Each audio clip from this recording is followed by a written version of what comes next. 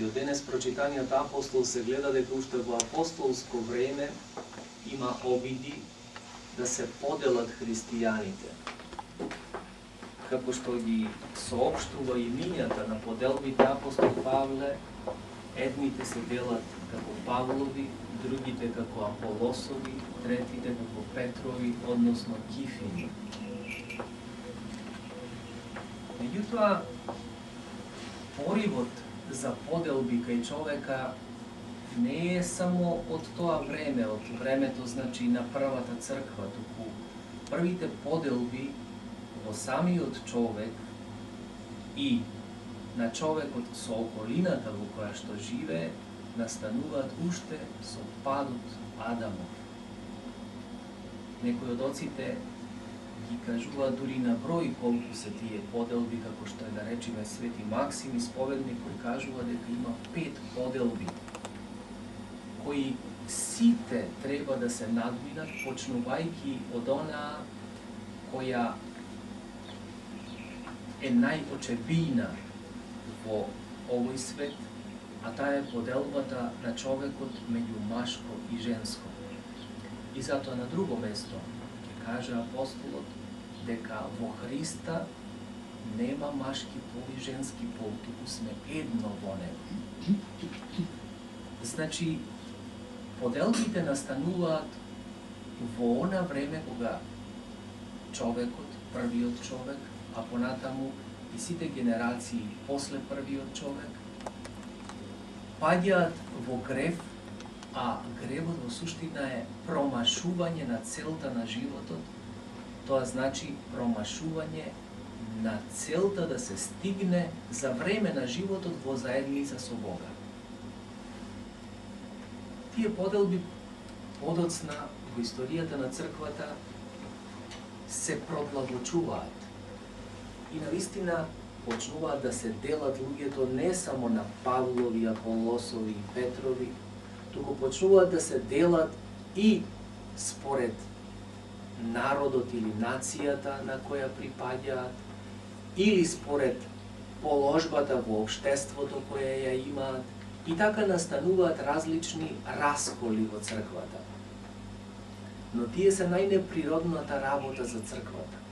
Најнеприродно е да има поделби во црквата која во суштина собира и прави од многуте едно. И затоа црквата ги препознава тие поделби, ги ословува како расколи или схизми и не ги прифаќа за своји. Значи, во телото на самата црква не може да има некој кој сака да прави схизма. Автоматски, по некоја природна селекција, тој веќе истиснате од телото на црквата и црквата него го распознава како расколник. Затоа апостолот и ќе каже дека оној кој во суштина ќе сака во свое име да проповеда спасение, измамник е и лаж го е. Што значи дека нека е тоа и апостол Павле, кому навистина му веруваме, како на апостол. Нека е тоа и првоврховниот Петар или било кој друг од апостолите. И ако проповеда некое друго евангелие кое не е евангелие Христово, и ако крштева во некое друго име, а не во името Христово, тогаш тој во суштина и самиот е во заблуда и другите ги води во заблуда. Што значи вистинскиот апостол, вистинскиот духовник следствено на тоа, го упатува духовното чедо на Христа, кој е оној кој ги надминува сите поделби во светот. Христос е тој кој соединува. Апостолите се навистина свети и боговитци луѓе кои имале шанса да го видат самиот Бог и Спасител наш овде на земјата. Меѓутоа, се луѓе како и нас и не можат да бидат спасители на родот човечки ако не го прават тоа во името Христово. И затоа е свесен апостол Павле кога говори: крстив ли јас некого? Значи да не му прекори некој или да не му рече дека ако не крсти, со тебе се поврзавме, ти ни си духовен отец, ти ни ја откри вистината и заради тоа ние во тебе веруваме. Туку вели, крстив некој, ама повеќето од вас не ве крстив, за да не можете да ми речете дека јас себе си се проповедав меѓу вас. Туку и да крстев, или и оној што крштева, треба да крштева во името Христово. Христос е тој кој е спасител. И затоа во ова време кога се јавуваат и многу потенцијални состојби за раскол, кога се јавуваат многу и лажни учители, секогаш треба да имаме критериум прав, дека вистинскиот проповедник на Евангелието и вистинскиот духовник секогаш ги упатува своите духовни чеда на Христа, а не на себе. Ако не успее во тоа, од различни причини, не секогаш од своја сметкаджиска и интересџиска причина, некогаш и од незнаење, многу луѓе тоа го прават. Меѓутоа, од било кој начин да не успее, тогаш неговата мисија е промашена. Никогаш вистинскиот духовник, вистинскиот мисионер, вистинскиот познавач на теологијата нема да ги упати луѓето кон себе и да ги врзи за себе, туку ќе ги упати кон Христа, зашто тој е оној кој ги соединува луѓето. Тој е оној кој прави едно тело од створената природа и ја поврзува створената природа со нестворената. И така, поврзани, ја издигнува на седмото небо, односно онаму, каде што ќе седе, каде што ќе седи заедно со Отецот Небесен во вечноста. Ете тоа, браќа и сестри, е многу важно во времето на поделби во кое што живееме. Време во кое беснеат расколи различни, најбесмислениот овде, конкретно во Македонија, од етнофилетистички причини. Најбесмислен раскол. Слушам деновиве, не знам, некој кажува уште и дека не биле во раскол расколниците во Македонија. Дека тие си биле црква. Како можеш да бидеш црква ако не си во единство со другите? Не е возможно, тоа нема ни теолошка основа, нити практична, нити може некој логички да го разбери. Не си во единство со телото Христово, значи не си во единство со сите цркви кои се тело Христово, а пак сакаш да бидеш црква и да се наречеш дека си црква. Можеш да бидеш некоја религиозна организација во која собира неколку луѓе, многу нека се тие луѓе, седно бројката нема улога таму, затоа што Христос кажал кај што се двајца или тројца собрани во моје име, таму сум јас меѓу нив. Не е рекол кај што е мнозинството. Овој принцип на демократија сега кај што е мнозинството, таму е вистината, во суштина во црквата нема основа. Вистината е таму каде што е Христос. А ако е Христос меѓу двајца и тројца, таму е вистината. И велат овде расколниците, како што слушаме деновиве, кога вели македонската црква е изгубила благодатта?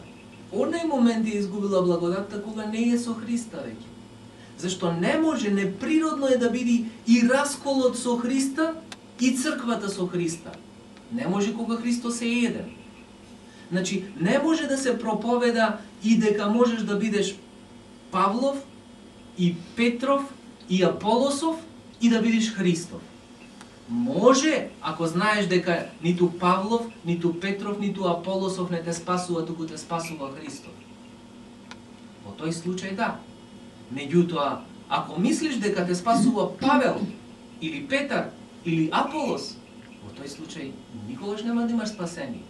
Ако мислиш дека те спасува една црква која е во раскол, затоа што таму е мнозинството, ако мислиш дека те спасува тоа што овде нема да имаш проблеми ако бидеш со тоа мнозинство и нема да имаш гонења вакви страшни какви што се случуваат во канонската црква во Република Македонија, тогаш тоа не те спасува. Ако мислиш дека удобниот и мирниот живот што ќе го поминиш на земјата се спасение, тогаш и тоа не те спасува.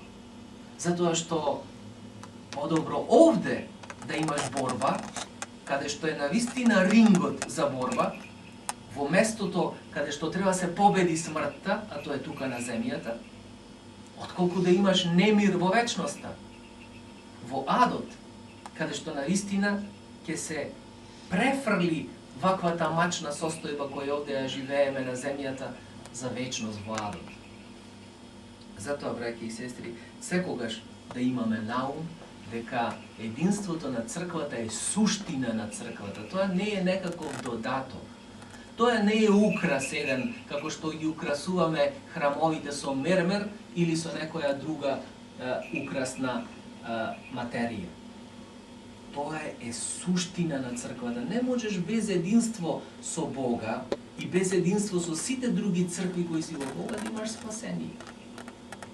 Ете тоа ни го кажува во суштина и денешниот апостол кој го прочитавме, кој уште од најрано време се обидува да ги надмине поделбите кои во подоцнежната историја на црквата се покажуваат како уште поголеми и донесоа до катастрофални поделби на црквата, какви што се поделбите уште во времето на Халкидонскиот собор, со дохалкидонците, значи, после тоа со монотелитите, па со иконоборците, па после тоа со римокатолиците, и еве веќе од тоа време настанаа огромни поделби во црквата Божја.